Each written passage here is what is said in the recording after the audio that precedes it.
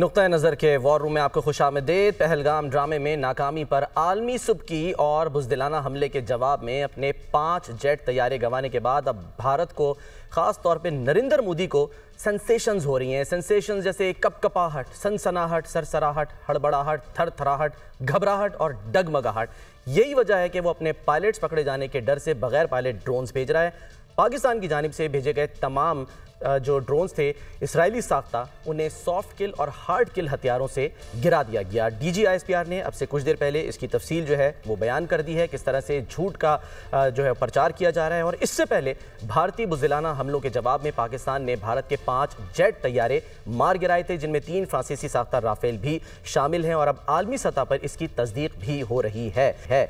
इसी सूरत हाल के तनाजुर में आज वज़ीर आज़म की ज़ेर सदारत एक अहम हाई प्रोफाइल इजलास हुआ है, उसमें अहम फैसले किए गए।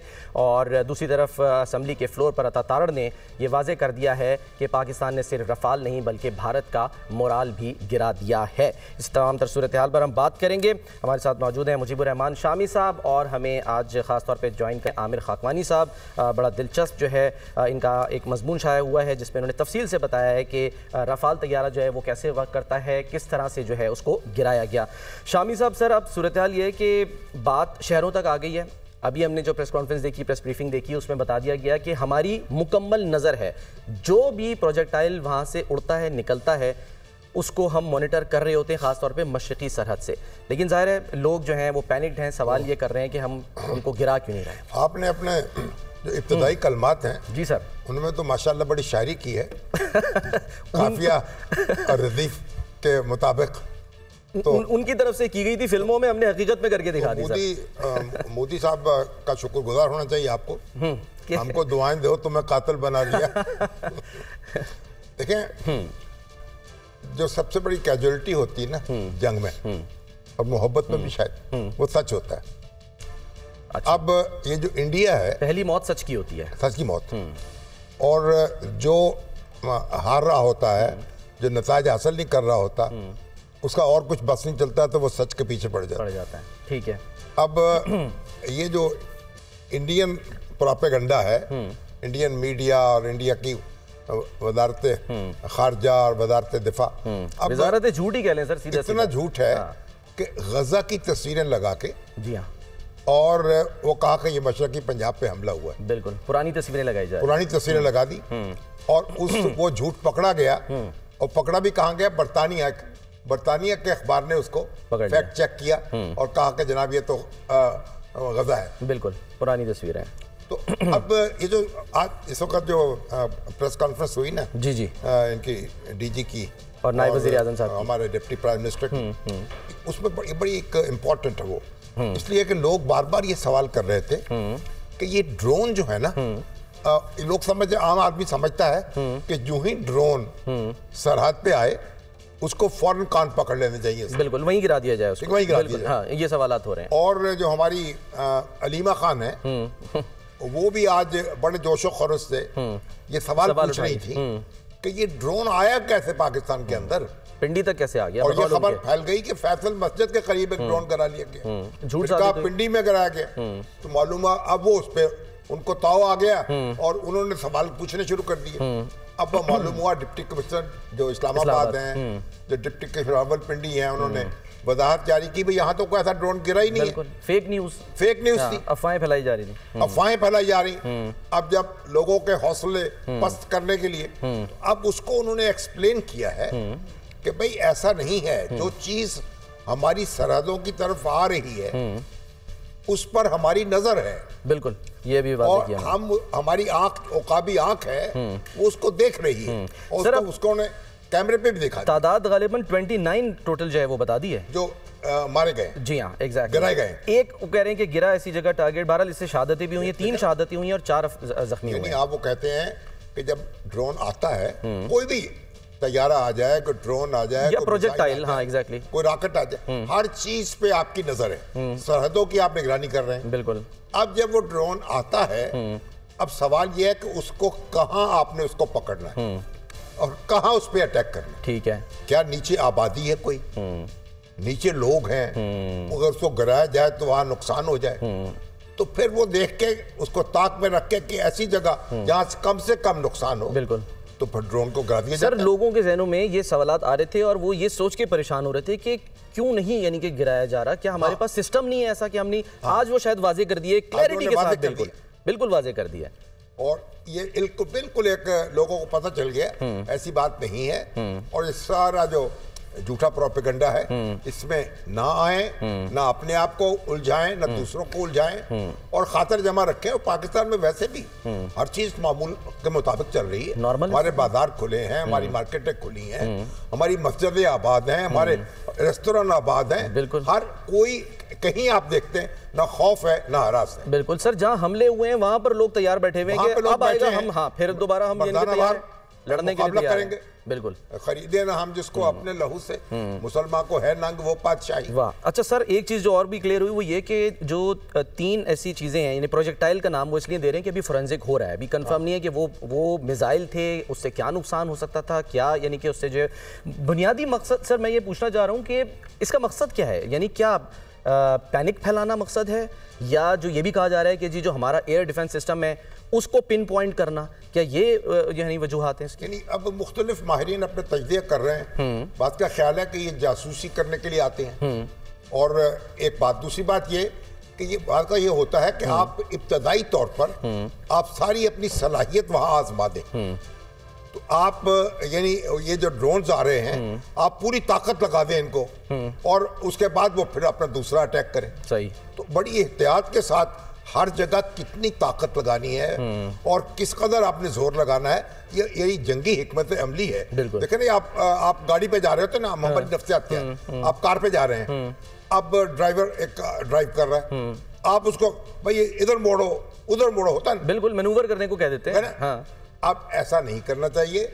जो लोग जंग लड़ रहे हैं, जो लोग इन चीजों पे यानी मैदान में हैं, उन पे एतमाद रखें। एग्जैक्टली। और वो निपट रहे हैं इन चीजों से, तो आप इसमें अपने आप को मुश्किल में रह जाए। खातिर जमा रखें, भरोसा रखें अफवाजे पाकिस्तान पे। सर उन्होंने ये भी कहा कि खबर उड़ा दी कि जी वो भारतीय पंजाब में पाकिस्तान ने हमला कर दिया। वो कह रहे हैं भाई हम हमला करेंगे ना तो फिर पूरी दुनिया, इंटरनेशनल मीडिया बताएगा, वो बताएगा कि हाँ जी हमने हमला किया। ऐसा नहीं होगा कि भाई छुप छुपा के हमला थोड़ी होता है। बिल्कुल, उन्होंने कहा कि जब हम हमला करेंगे तो फिर आप तो देखें इंडिया जो है, जो भारतीय पंजाब है, भारतीय पंजाब पर हम हमला कैसे कर सकते हैं? वहां तो हमारे एलाइज हैं। सर यही तो वो मंसूबा बना रहे हैं कि खुद हमला करें और उसके बाद शो ये करें कि जी पाकिस्तान ने हमला किया। दुनिया में सिख जो हैं वो पाकिस्तान के साथ खड़े हैं, कश्मीर के साथ खड़े हैं। बिल्कुल। और जगह जगह रेफरेंडम हो रहे हैं, वो खालिस्तान का मुतालबा कर रहे हैं। तो अब उन्होंने कहा कि ये हम इस सिखों पर अटैक कर दें और पाकिस्तान का नाम लगा दें, ताकि कहें सिखों को निशाना बना लिया। तो पाकिस्तान का तो एक पुख्ता अहद है और ऐलान है कि सिखों पर या भारतीय पंजाब पर हमला नहीं होगा। और वैसे भी पाकिस्तान ने किसी इबादतगाह पे हमला नहीं किया, किसी सिविलियन आबादी पे हमला नहीं किया। अभी इसी प्रेस कॉन्फ्रेंस में उन्होंने बताया कि एक ड्रोन जो है वो ननकाना साहब की तरफ भी यानी कि जा रहा था। एग्जैक्टली। तो वो भी उस कामयाब नहीं हो सका। देखिए ना, आप वैसे भी जो सिविलियन आबादी है, जो इबादत गाहें हैं, जो अस्पताल हैं, जो निहत्ते लोग हैं, उन पर अगर आप हमला करते हैं उनको, तो फिर तो आप खुद हो गए ना दहशतगर्द हो गए ना। दहशतगर्दी क्या होती है? आम आदमियों को, मासूम लोगों को निशाना बनाना। ये तो इसराइल कर रहा है या इंडिया कर रहा है या पहलगाम में जो ऑपरेशन हुआ है। तो पाकिस्तान तो इस बात का तस्वुर नहीं कर सकता, ये बात वाज़ेह होगी। और जूंज पाकिस्तान जो कार्रवाई करेगा उसको ऑन करेगा और चांद चढ़े कुल आलम देखे, सारे लोग उसको देखेंगे। आपको भी कॉल्स आ रही होंगी, मैसेजेस आ रहे होंगे शामी साहब, हमें भी जाहिर है बहुत सारे लोग व्हाट्सएप भेज रहे हैं, कुछ कर रहे हैं कि जी वो शायद पैनिक क्रिएट हो रहा है ना। अब जैसे रात को खबरें आई गुजरांवाला में जी यानी हमला हो गया है, वहाँ पे ये भी झूठ फैल रहा है। हाँ, यानी हमला होता ही नहीं है, अफवाहें फैल रही है ना, अफवाहें फैल जाती हैं। अब ये वॉल्टन में वहां पर वो क्योंकि जाहिर है उसको फिजिकली गिराया गया फायरिंग करके, तो वो ये कह रहे हैं कि जी फायरिंग हो गई वहां पे और जाहिर शायद हमला हो गया, इस तरह की क्या जवाब क्या दे रहे हैं? बता रहे हैं कि वो जहाज गिरा हुआ है, या तो आप वहाँ नीचे तो भाई खेत हैं, वो तो सरसब्ज खेत हैं, वहाँ को आग ही लगा लेते थोड़ी सी। एग्जैक्टली। अब जब कोई ड्रोन गिरेगा या जहाज गिरेगा तो वहाँ तो आग लग जाएगी, हर चीज झुलस जाएगी। बिल्कुल। इतने इर्द का माहौल, तो झूठ के पांव होते प्यार से रख के उसको इत्मीनान से जो है वो तस्वीरें बनाई गई हैं। सर सवाल हुई है, लोग जो पूछ रहे हैं कि पाकिस्तान कब जवाब देगा, कैसे जवाब देगा और कैसे लाजवाब करेगा? ये तो पाकिस्तान की लेकिन ना मुसल्लह अफवाज पर मुनहसर है और हमारी उनके पास है। हमें उस पर यकीन रखना चाहिए जितनी जरूरत है, जितनी जहाँ वो क्या ना हमारे माहरुल कादरी साहब का शेर है कि जहाँ जिसकी जरूरत थी वही तदबीर की तूने, कहीं कश्ती को जुम्बश दी, कहीं मौजों को ठहराया।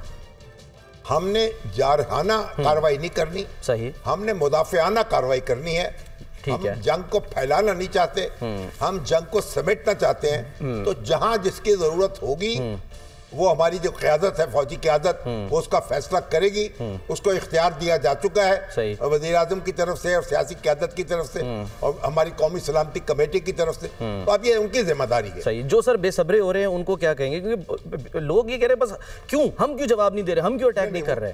सब्र जो है और सब्र का अगर पैमाना लबरेज हो जाए, अपना नुकसान नहीं करना चाहिए। बस सब्र से, तहम्मुल से और एतमाद से, और आप नजर रखें हालात पर और अल्लाह से दुआ करें।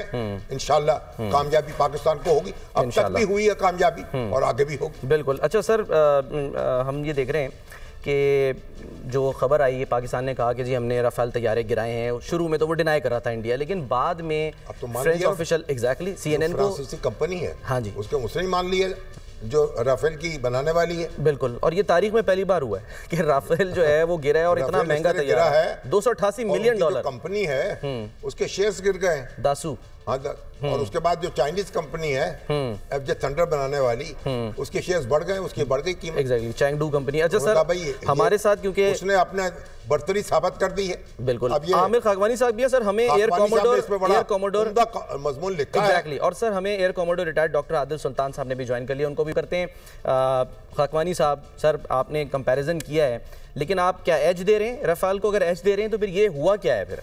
यानी कितना बड़ा वाकया हो चुका है राफेल का गिरना जो है। देखें, राफेल का गिरना, पहली बात तो यह कि ये एक पहला वाकया हुआ है। मतलब फ्रांसीसियों को भी ये समझ नहीं आ रही, वो इसको मतलब उस पर हैरान है कि ये पहली बार हुआ है, क्योंकि ये 4++ राफेल जो है जी पहली दफा दुनिया में, यानी पहली दफा ऐसा हुआ है। और 4++ जनरेशन का है। और जो इसके देखे ना, जो हमारा जो हम इस्तेमाल कर रहे हैं चाइनीज J-10C, ये भी 4+ में आता है। लेकिन बहरहाल राफेल को थोड़ा सा एडवांटेज है कि ज़्यादा महंगा है, ज़ाहिर है उसकी कुछ टेक्नोलॉजी भी है उसमें। $9 अरब जो है जी, $9 अरब लगाए हैं इंडिया ने जी। और मतलब मिसाल के तौर पर राफेल की मैं देख रहा था, रेंज उसकी रेंज 3700 किलोमीटर है। और ये जो है J-10C है, इसकी 2000 किलोमीटर है। अच्छा, मतलब ज़ाहिर फर्क है। फिर राफेल डबल इंजन है, हमारा जो JF थंडर है वो सिंगल इंजन है। अच्छा। वो लाइट वेट का बनाया गया है। तो राफेल के बाद जो इसका मिसाइल सिस्टम है वो भी बड़ा, और सबसे बड़ा इसका ना इलेक्ट्रॉनिक वॉरफेयर के हवाले से कहते हैं कि इसका जो इसका एक तो रडार बहुत ज़बरदस्त है इसका, और दूसरा इनका जो स्पेक्ट्रा वो कहलाता है इलेक्ट्रिक वॉरफेयर, जो इसके रडार को जाम करना मुश्किल है। अच्छा। और अभी बल्कि ये जो हो रही थी ब्रीफिंग, इसमें भी इन्होंने बताया कि ड्रोन के हवाले से इन्होंने खासतौर पर कहा कि उसका जो रडार क्रॉस सेक्शन है RCS वो कम है, छोटा है, मतलब रडार में बहुत छोटा नजर आता है।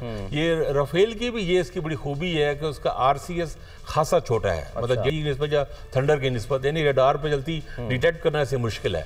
तो इसलिए आज से मेरा ख्याल है J-10C भी अच्छा, और खासतौर पर उसकी मांग मेरा तो ख्याल है अब दुनिया में से ऑर्डर मिलना शुरू हो जाएंगे। लेकिन इसमें पाकिस्तानी पायलट्स की इसमें ना जो है उनकी महारत, हाँ, वो ऐड हुई है, ऐड ऑन पायलट का है। मतलब J-10C एक अच्छा हथियार है। लेकिन ये जो राफेल के साथ, मतलब मैंने इससे पहले काफ़ी सारी जगहों पे कोशिश की, कुछ ग्रुप्स हैं जहाँ पे इंटरनेशनली डिफेंस के लोग उसमें बात करते रहते हैं, सबका तकरीबन ख्याल था कि राफेल वर्सेस J-10C में राफेल को एज होगा। वो मोदी साहब ने कहा भाई, किसी को उम्मीद नहीं 2019 में बालाकोट के बाद राफेल हमारे पास होता था, देखते फिर क्या देखा। उसके बाद उन्होंने $9 अरब खर्च किए, राफेल ले लिए। तो मेरा ख्याल है ये जो करिश्मा है इसमें पाकिस्तानी पायलट्स को क्रेडिट देना चाहिए। अच्छा। उन्होंने एक टेक्निकली जिस महारत से जिस तरह करके प्लान करके किया है, ये बहुत, सिर्फ राफेल नहीं, सुखोई 30 जो है ये भी $50 मिलियन इसकी प्राइस है।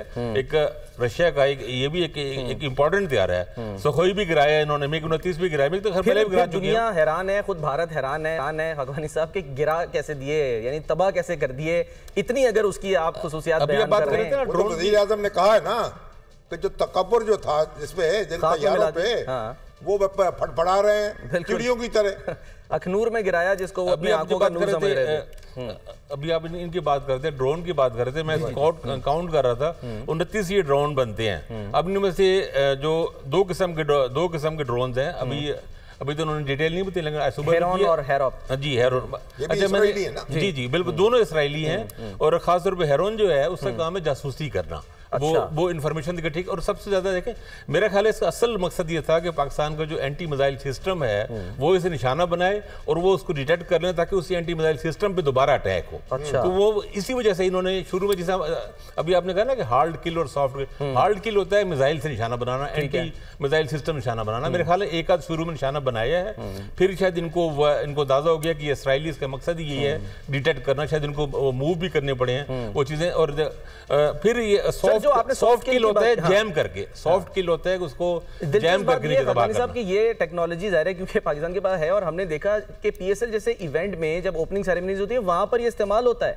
वहां पर इत्मीनान, क्योंकि कोई भी ड्रोन कोई आ सकता है ना, ओपनिंग सेरेमनी हो रही है तो वहां पर वो जैम कर देता है सिग्नल, बल्कि उतार लेते हैं उसको। बिल्कुल ऐसा है कि ये बहरहाल चूंकि इसराइली है और काफी जदीद, काफी महंगे हैं। मसलन हेरोप का देख रहा था कि एक इसका $10 मिलियन का बनता है। अच्छा, $1 करोड़ का यानी। और उन्होंने 25, अच्छा ये अल जज़ीरा की आज मैं रिपोर्ट देख रहा था शाम को, उन्होंने यरूशलेम पोस्ट के हवाले से बताया कि उन्होंने 25 जो खरीदे उनमें से 10 उन्होंने इकट्ठे खरीदे थे, और यानी $10 करोड़ के। अच्छा, ये अभी नुकसान जो मैं उससे काउंट कर रहा था 29 का ये ड्रोन। अच्छा, जो हेरोइन है वो $9.5 मिलियन है, यानी $95 लाख के।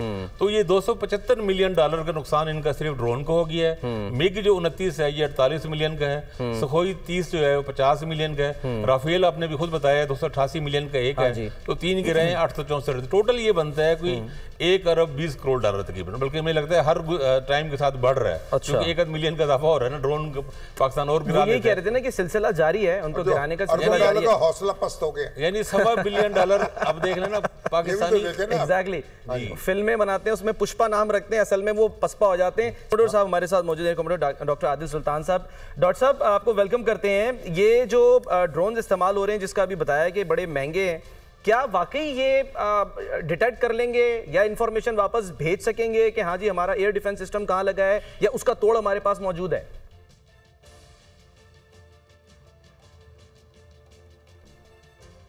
आदिल साहब, सर आपको आवाज आ रही है? आदिल साहब आपकी आवाज कट, जी बिल्कुल थोड़ा सा कट आ गई आपकी आवाज। जी सर बोलिए, कहिए सर।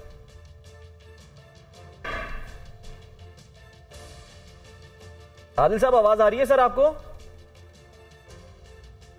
बीच में कुछ आती जी और फिर कट जाती है। हाँ जी, अब आपकी आवाज आ रही है। जी फरमाइएगा सर। हमारे पास तोड़ है इनका, ये जिस मकसद के लिए भेजे जा रहे हैं ड्रोन्स। जी आप अगर पूछ रहे हैं कि ड्रोन्स किस मकसद के लिए भेजे जा रहे हैं, तो देखिए जी, ड्रोन्स का जो इनके साथ इंडिया के साथ हुआ है, उनके जो जहाज गिर गए हैं तो उनके पास ऑप्शंस बड़ी लिमिटेड है अपनी पब्लिक को बताने के लिए कि जी हम अभी भी फाइट कर सकते। तो एक तो ये रीजन हो सकता है कि यहाँ पे ड्रोन्स करके भेज के और फिर उधर स्टोरीज जो उनके मीडिया में चल रही है कि उन्होंने पता नहीं पाकिस्तान के डिफेंस कमांड तबाह कर दिया, और जो कुछ भी वो कहना चाहते हैं शायद वो उसको सेल कर सके। तो एक तो रीजन ये होता है। दूसरा ये है कि वो प्रोबिंग भी हो सकती है कि आपके डिफेंस सिस्टम्स को वो देखना चाह रहे होंगे। और तीसरा जो मोस्ट लाइकली रीजन है वो एक आपका पैनिक फैक्टर या फियर फैलाना पब्लिक के अंदर के इस तरह की स्ट्राइक्स। बिकॉज देखिए इसका लॉसेस तो इतने नहीं है, जो थोड़े बहुत हुए, आई एम वेरी अनफॉर्चुनेट, लेकिन जिस तरह से इसका फियर था कि ड्रोन्स शायद कुछ बहुत बड़ी तबाही करते हैं, जो एक आधा 2 ड्रोन्स गिरे भी है तो उसमें चंद लोग जख्मी हुए या कुछ शीशे टूटे। इसके अलावा 29 ड्रोन्स अगर है उसके अंदर डैमेज देखे तो कुछ भी नहीं हुआ। तो ये एक फियर फैक्टर का भी है। लेकिन जिस तरह से मैंने देखा है, सुबह से सोशल मीडिया को देख रहा हूँ, यूनिवर्सिटी में भी अपने स्टूडेंट्स को भी देखा हूँ, कोई इनको सीरियस ले ही नहीं रहा। उन्होंने एक तरह से मजाक इनका बना लिया हुआ है और हवा में देख रहे कि कहीं से ड्रोन तो नहीं आ रहा। सो वो जो फियर फैक्टर या पैनिक अगर उन्होंने फैलाना था वो शायद काउंटर प्रोडक्टिव हो रहा है इंडिया के लिए, क्योंकि यहाँ पे कोई उसको इतना इम्पोर्टेंस नहीं दे रहा। ठीक है। अच्छा सर, आपने ये कहा कि यानी हमारी लोकेशन जो है उसको भी खोजा जा सकता है। अगर वो इन्फॉर्मेशन भेज दी जाती है और लोकेशन मिल जाती है तो फिर उस सिलसिले उसके बाद क्या हो सकता है? यानी हम क्या वो जो हमारे एयर डिफेंस सिस्टम है या जो बैटरीज हम जिनको नाम दे दें कह लें वो मूवेबल होती है, उनको हम मूव भी कर सकते हैं? जी, मुझे लास्ट आपका समझ नहीं है, लेकिन मुझे जो सवाल समझ आया, आप पूछना चाह रहे हैं कि अगर लोकेशन वो आइडेंटिफाई कर दी और ट्रांसमिट कर दी वो इन्फॉर्मेशन तो फिर क्या उसका नुकसान हो सकता है? जी देखिए, ड्रोन्स के काम मुख्तलिफ होते हैं, जैसे सर्वेलेंस के लिए भी हो सकता है, ये लॉइटरिंग म्यूनिशन के साथ भी हो सकता है कि वो लॉइटर कर रहे हैं और उनको कोई टारगेट नजर आए तो हिट करें, और वो मल्टीपर्पज़ उस पर यूज़ होते हैं। यूक्रेन रशिया के अंदर हमने देखा ड्रोन्स किस तरह से यूज़ हो रहे हैं, तो ये पॉसिबिलिटी तो है, लेकिन आजकल के ज़माने में जहाँ पे सैटेलाइट इमेजरी इतनी ज़्यादा एक्यूरेट आती है और इंटेलिजेंस के जो आपके होते हैं सिस्टम्स होते हैं, उससे आपको काफ़ी कुछ पता चल जाता है। तो ये बड़ा एक आप कह लें कि सप्लीमेंट्री इंफॉर्मेशन तो शायद दे सकता है, लेकिन ये लगता नहीं है कि ये ड्रोन्स उस तरह के थे कि सर्वेलेंस के लिए है, क्योंकि वो ज़रा ऊंची परवाज में और बड़े होते हैं, उनमें कैमरास भी ज़रा वो लगे होते हैं जो डेप्थ तक देख सके या ऊंची हाइट से वो देख सके डिप्लॉयमेंट वगैरह की। तीसरा ये है कि जो डिप्लॉयमेंट्स होती है, स्पेशली जैसे आजकल क्राइसिस में है, तो वो बड़ी कंसील्ड होती है, बिकॉज इसके काउंटर मेजर्स भी होते हैं, कंसीलमेंट वगैरह होती है, और जहाँ पे आपकी सेंसिटिव साइट्स वगैरह होती है उनके आसपास इलेक्ट्रॉनिक मेजर्स भी होते हैं और एयर डिफेंस सिस्टम्स भी होते हैं, और जिस तरह से आज हमने देखा उनके ड्रोन्स गिराए हमने, तो वो सिस्टम्स काम कर रहे थे। तो मेरा नहीं ख्याल कि ये जो रिकनेसेंस के लिए 29 ड्रोन्स भेजे, ये कॉन्सेप्ट एक रिलेटिवली नया है कि स्वॉर्म ड्रोन्स की बात करते हैं कि जी आप इतने ज़्यादा ड्रोन्स भेजें कि एडवर्सरी एक पैनिक में आ जाए या परेशान हो जाए, या उसके डिफेंस सिस्टम जो है वो पैनिक में आ जाए या वो मिसाइल्स मारना शुरू कर दे। अब देखिए ये जो ड्रोन्स हैं, इनमें से इनकी अगर देखी जाए तो वैल्यू शायद मतलब in terms of price they are not very costly items, couple of $1,000 की बात कर लें, जो भी है, आप इनको अगर न्यूट्रलाइज करने के लिए आप कोई precision missile, surface to air missiles वगैरह लॉन्च करें तो वो फिर आप कह लें डिस्प्रपोर्शनेट होता है, वो आपके लिए एक बड़ा कॉस्टली वो हो जाता है। तो इस वजह से पाकिस्तान का रिस्पॉन्स ये नहीं था कि कोई ड्रोन आया तो उसको सरफेस टू एयर मिसाइल से शूट डाउन कर ले। जब ये चीज़ें स्लो स्पीड पे चल रही है, लो ऑल्टीट्यूड पे चल रही हैं और ज़रा ये बहुत हाई टेक किस्म के ड्रोन्स नहीं थे, तो इनको तो एंटी एयरक्राफ्ट गन्स और दूसरे मेजर्स के साथ इन्होंने डिस्ट्रॉय कर लिया और तबाह कर दिया था आज। ठीक है, शामी साहब, आपने है कुछ आपको सवाल? अच्छा, मैं सर एक बस क्विकली एक सवाल करके कि जिस तरह सर जाहिर है कि हम कंपैरिजन तो नहीं, लेकिन ये कि क्योंकि हमने देखा है ना कि इसराइल पर जब ईरान ने हमला किया तो वो बहुत बड़ी तादाद में वहाँ से ड्रोन्स भेजे थे। खुदा ना खास्ता कल को अगर बहुत बड़ी तादाद आ जाती है और अचानक एक साथ आती है तो क्या हम उनको इंटरसेप्ट कर सकेंगे? जी, मॉडर्न वॉरफेयर में तो ये कॉन्सेप्ट्स काफ़ी कॉमन है, और जिस तरह से हमारी एवोल्यूशन हुई है मिलिट्री की थिंकिंग की, डॉक्ट्रिनल थिंकिंग की, तो इन टेक्नोलॉजीज़ को उन्होंने इंटीग्रेट किया है। और हम देखते हैं कि ड्रोन्स हमने इंडिया से पहले हासिल करने शुरू किए थे और फिर इंडिजिनस भी बनाने शुरू कर दिए। हम ड्रोन टेक्नोलॉजी में काफ़ी उनसे आगे हैं। तो वो अगर इंडिया के पास जो भी कैपेबिलिटी है उन्होंने इसराइल से ली है, कुछ अपने बनाए होंगे या कहीं और से, जैसे अमेरिका से अब ले रहे हैं, लेकिन वो अभी तक पहुंचे नहीं। $3 बिलियन का है वो MQ-9B जो उन्होंने लेने हैं, वो काफ़ी इफेक्टिव किस्म के हैं, तो वो तो अभी आने हैं। जो ये वाले ड्रोन्स हैं वो जितनी भी तादाद में भेजे, तो आपने चूंकि एक प्रोफेशनल मिलिट्री है, आपने वॉर गेम्स की हुई है और आपको पता है ये टेक्नोलॉजी माने में होती है, तो वो काउंटर मेजर्स भी उसके ज़रूर होंगे। ठीक है सर, साथ ही रहेगा शामी साहब, जाहिर है ये इंटरनेशनल स्पेस की वायलेशन भी साथ साथ हो रही है। माजी में हमने देखा कि इस तरह से अगर किसी ने की है तो उसको तनकीद का भी निशाना बनाया जाता है, मामला जाते हैं बैनुल-अक़वामी इदारों की तरफ। क्या सर हम अपना मुकदमा ये तैयार कर रहे हैं कि हाँ जी देखें मुसलसल जो है वो इंटरनेशनल स्पेस की वायलेशन भारत कर रहा है, कहीं इस्तेमाल कर सकेंगे हम इसको किसी फोरम पे? भारत का अपना नुकसान भी तो हो रहा है ना। देखिए अब जो माली नुकसान, ऐसे तैयारे जो हैं वो उड़ नहीं पा रहे और हमारी स्पेस वो इस्तेमाल नहीं कर रहे, तो हमारी स्पेस तो हम तो बहुत कम मुतासर हुए हैं उससे। उनके जहाज बड़ी तादाद में इससे मुतासर हुए हैं और उनको इसका भी करोड़ों डॉलर का नुकसान हो रहा है। और लेकिन ये सारी बातें जो हैं वो तो एक मुकदमा तो उनके खिलाफ जो कायम हो रहा है, लेकिन और वो कायम होता चला जाएगा। लेकिन बुनियादी बात यह है कि आप मैदान जंग में किस तरह अपना जौहर दिखाते हैं। सही है। और किस तरह अपने हरीफ को पसपा करते हैं। और अभी तक जो है पाकिस्तान जो है उसकी मुसल्लह अफवाज जो है, उसकी फदाइया और उसकी बर्री फौज, वो बड़े कमाल तरीके से उन्होंने अपना काम किया है और हमें पूरा एतमाद रखना चाहिए। मैं अभी उस्मान शामी साहब ने मुझे एक मैसेज भेजा है। अच्छा। वो बड़ा, अगर लोगों से अपील है कि अगर आप धमाकों की आवाज सुने तो हौसला रखें। अच्छा। हर धमाका एक हमला नहीं होता। सही है। आज होने वाले अक्सर धमाके जो थे वो इंटरसेप्शन की वजह से आए हुए हैं। तो आप इसके बाद ये शदीद फायरिंग जो है उसकी आवाज आती है, ठीक है, उसका मतलब ये भी हो सकता है कि ड्रोन को गिराया जा रहा है। तैयारा शिकन गन्स या दीगर फायर आर्म्स जो हैं उनके इस्तेमाल से भी आवाज आ सकती है। बिल्कुल ठीक है। यानी कि पैनिक नहीं होना, पैनिक नहीं होना, खातिर जमा आप तस्वीर खींच के लोगों को फैलानी शुरू ना कर दें। बिल्कुल। लोगों का खुद बदहवास ना हो जाए और ये चीजें जो है उनको मिस इंटरप्रेट ना कर लें। ठीक है। तो ये भी बहुत जरूरी है कि औसान जो है उन पर काबू रखा जाए और उस तरीके से वो तरह तरह की एक ऐसी बोकस किस्म की आप बना के और लोगों को पैनिक में डालने के साथ ये हो गया। ठीक है सर, इसी पैगाम के साथ इजाज़त लेंगे। हम शुक्रिया अदा करें आमिर खाकवानी साहब का, आदिल सुल्तान साहब का। अपना ख्याल रखिए नाज़रीन, अल्लाह हाफ़िज़।